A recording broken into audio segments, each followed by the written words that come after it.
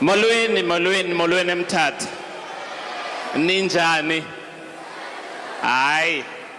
Nami ngiyabulela ukuba semthatha. Unfortunately angikwazi ukufana no Lihle and ngithethe isiXhosa because ngingumSwati, but ngingumnguni like uLihle, like amaZulu. I'll try to be as brief as I can because it's very difficult to follow such an incredible speaker that has been here. So I thought maybe there would be someone else before I come in, unfortunately, and then I'm thrown into the deep end. I don't know whether I will be able to live up a little bit, but incredible, Lihle. Thank you so much. Thank you for such an inspiration. And please, please, please do believe she is 18 years old. I can attest to that. She is 18 years old because I do want her to be part of the Allan Gray Orbis Foundation not very long. When I was asked by Usisindi, Ulihle's mother, to come and have a talk on the Allan Gray Orbis Foundation, I don't know how many of you have heard of Allan Gray Orbis Foundation. Dio. Okay. When I know Mbembe, you shouldn't be raising your hand. Okay. We've got plus or minus 3 people. That's fine. I hope by the end of this, I would have been able to say a little bit so that you can understand what is the Allan Gray Orbis Foundation. But I want to take you a little bit because this is a little bit of inspiration in terms of the whole sort of like today's event. Just to take you a little bit and understand, once I stand here, where exactly do I come from? Because sometimes we become a little bit artificial. You will see us here and then you think everything started here. One of the quotes that she actually said was like, it doesn't matter where you actually, how you start, it is important to where you actually end or your journey goes through.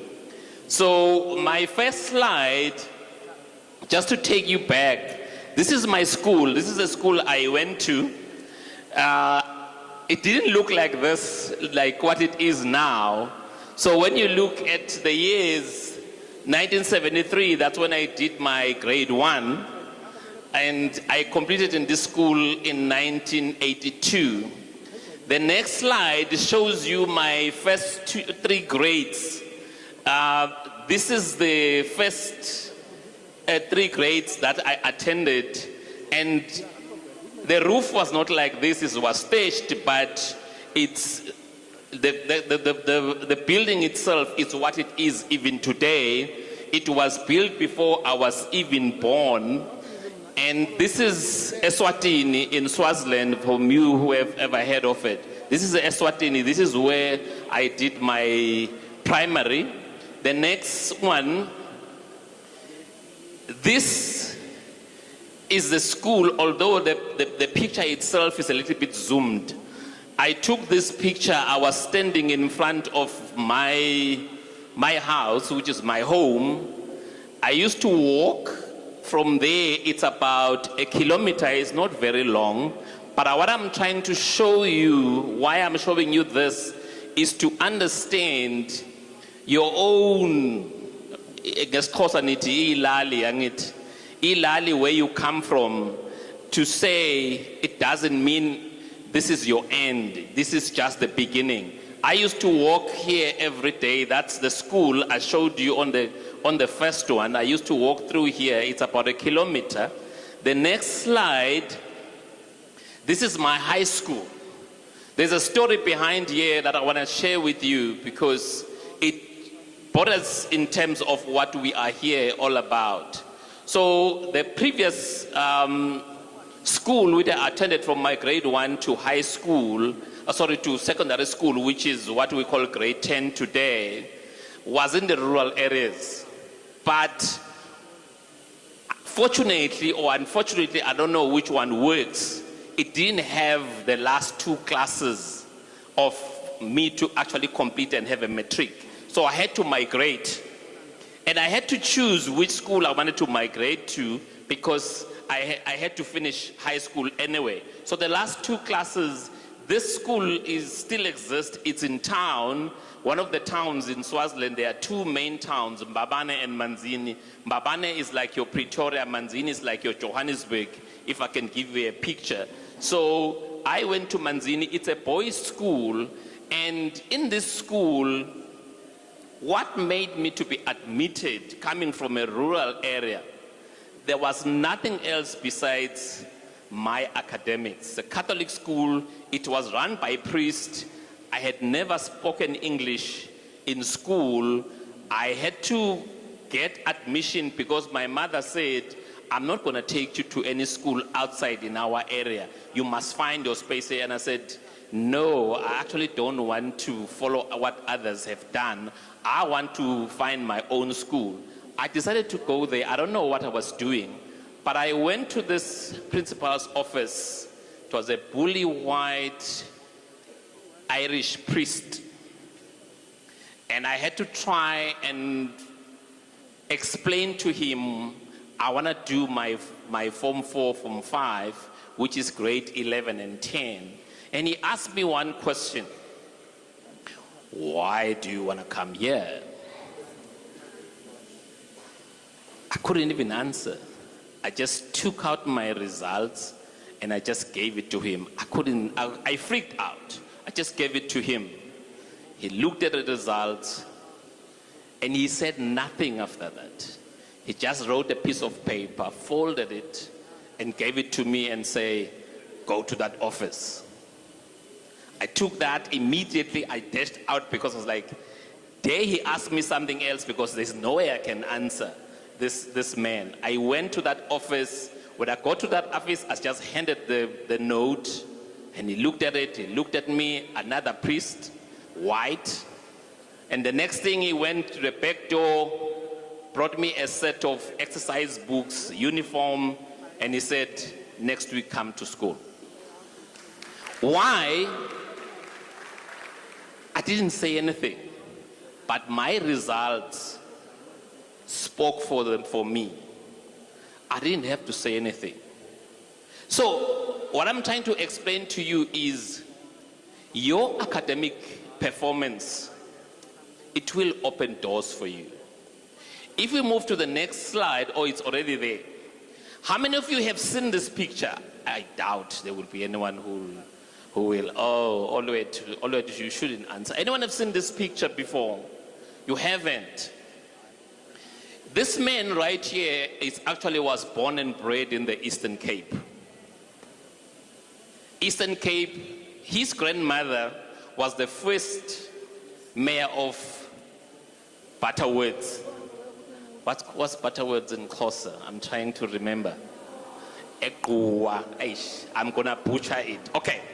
Butterworth, let me stick to English so that I don't mess up your Xhosa language. Butterworth, which is further down from here on your way to East London. This is Allan Gray.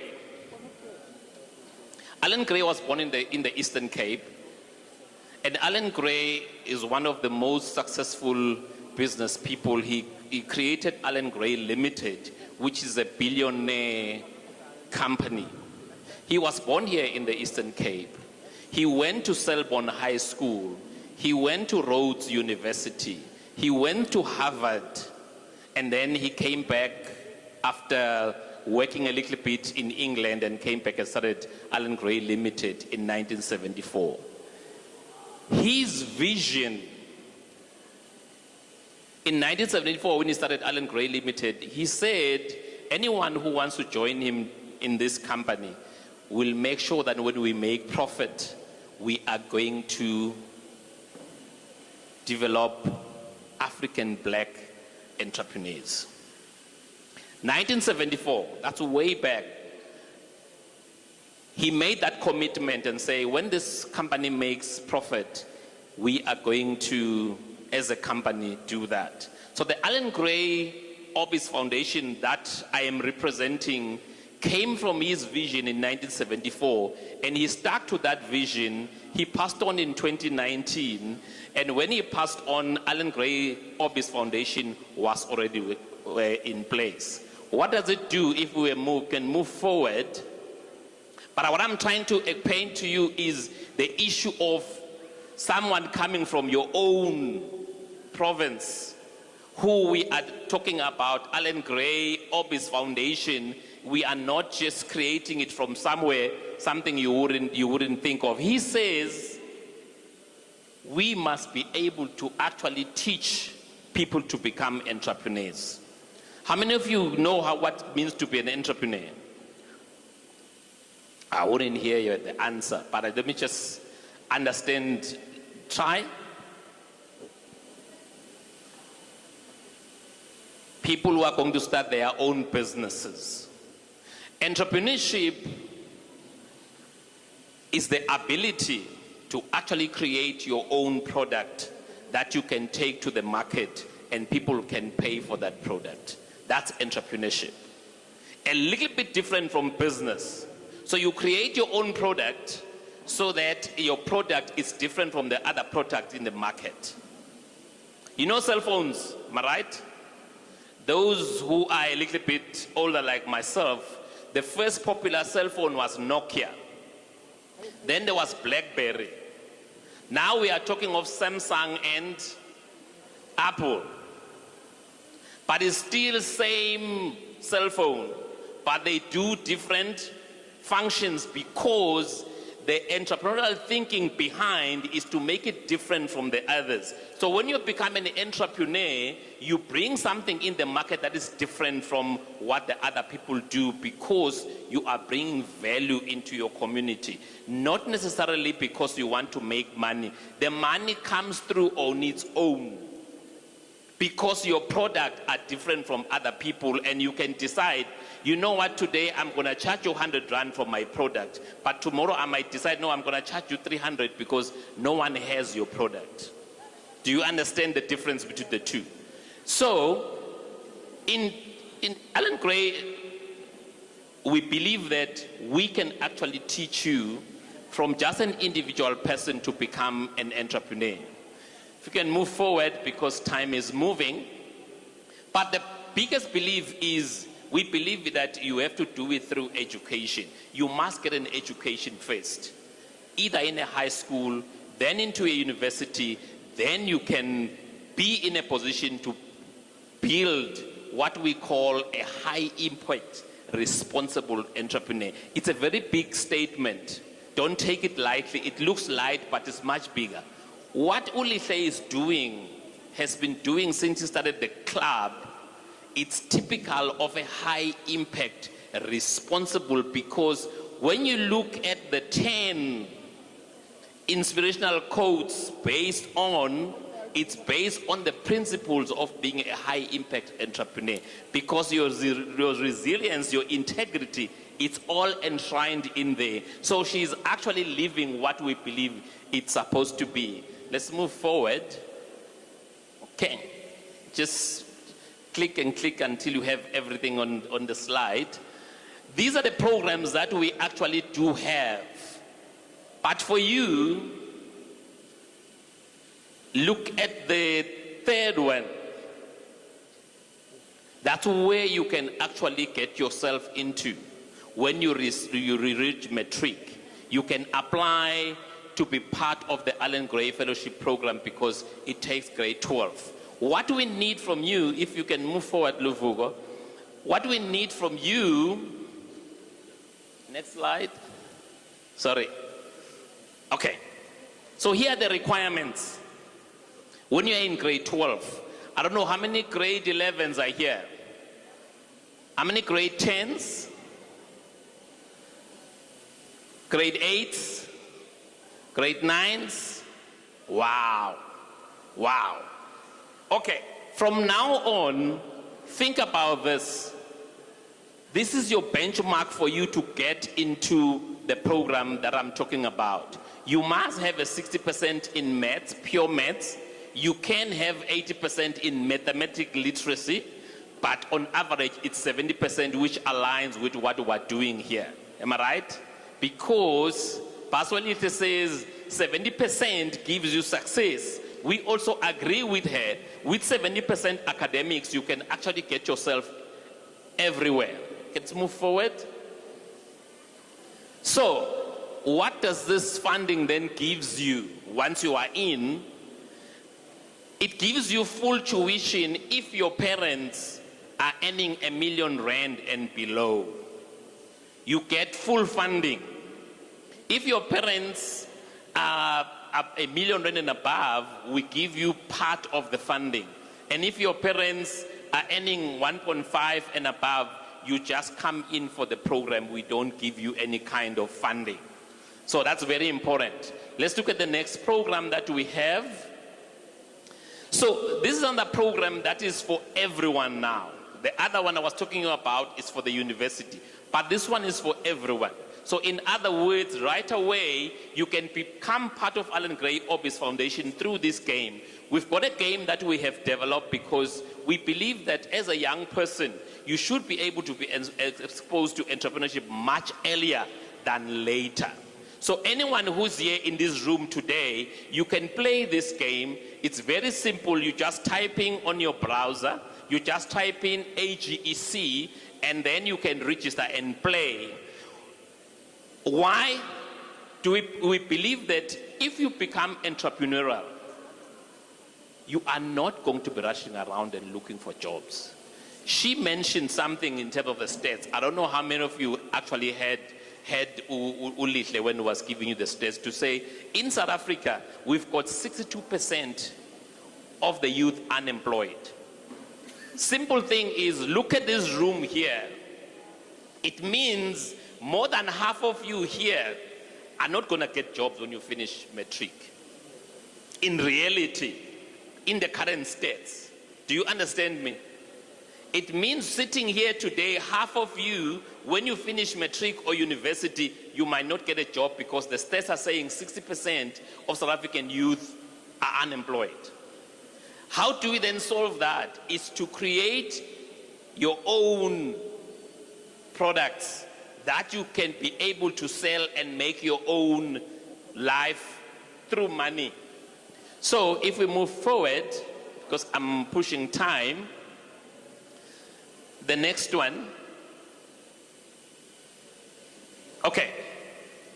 The registration is very simple. As I said, you go and type your AGEC, which is Allan Gray Entrepreneurship Challenge, but it will drop down for you immediately. You can try it even now. I think all to give you a password and a Wi-Fi. You can try it while you're even sitting here. And what you do, you then register your profile according to your school. So if your school doesn't drop down, there is an icon there where you can actually request that your school can be registered. But most schools we normally do have, because we have looked at the database of the department and we have listed all the schools. The game, then you can download and do everything. It's very data friendly. It only takes about 14 megabytes to play the game for 30 minutes. So 14 megabytes is about, I think it's less than a TikTok video, if I'm not mistaken. Am I right, Udesh? Yes. So less than one TikTok video, you can play the game for 30 minutes. But you can also play the game offline, not even using your data. The only difference is once you've got data, it uploads your score, because your score is very important. Can we move forward? Your score is very important. You can even scan this now, but we don't have time. Let's move forward to the next one. There are some prizes that you can actually win.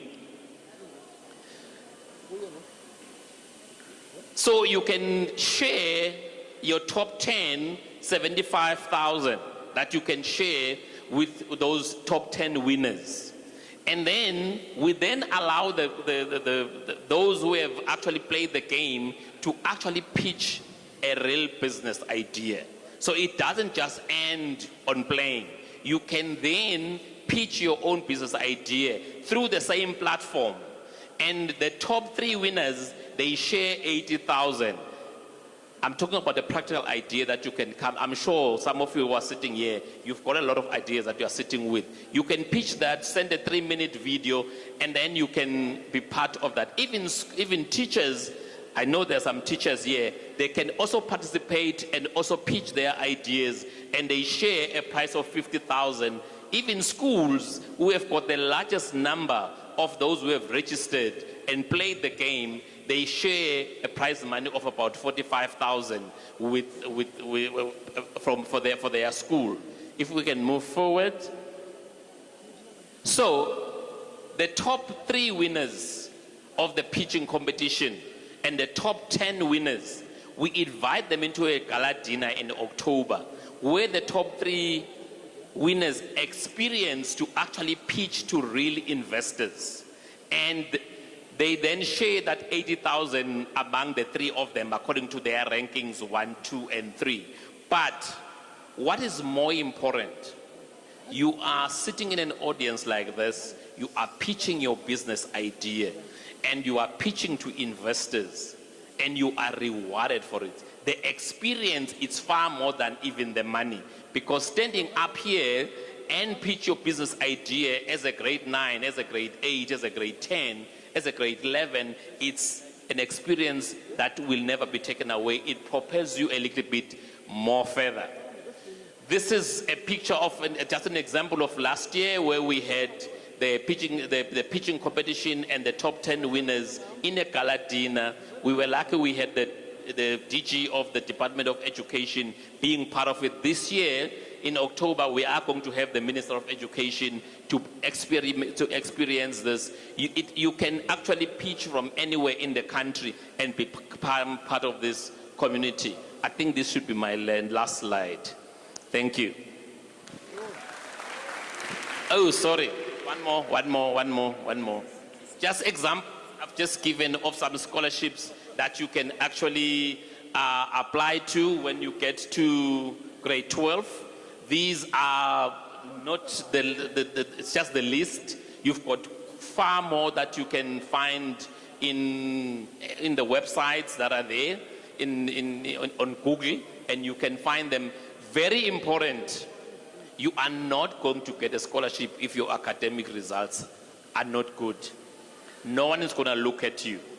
But if your academic results are actually strong, then you can find yourself in any of this. They will actually be fighting over you to say, please come my side.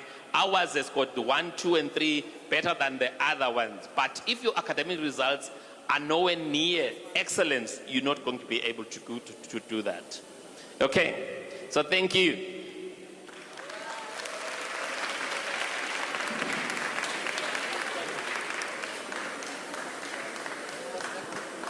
Thank you very much.